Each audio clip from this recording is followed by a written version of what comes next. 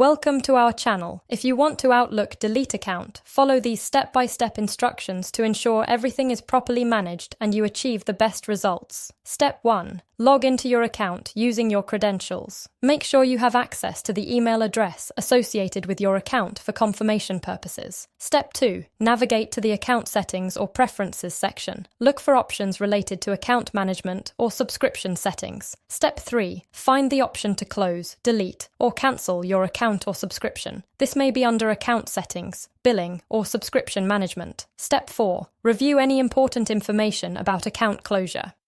Understand what data will be deleted and what will be retained according to the privacy policy. Step 5.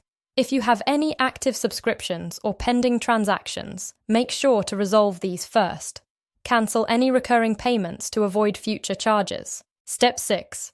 Follow the prompts to confirm your decision. You may be asked to provide a reason for closure or complete a brief survey. Step 7. Complete any final verification steps required. This often includes confirming via email or entering your password to authorize the closure. Step 8. Wait for the confirmation email verifying that your account has been closed or your subscription has been cancelled. Save this email for your records in case of any billing questions.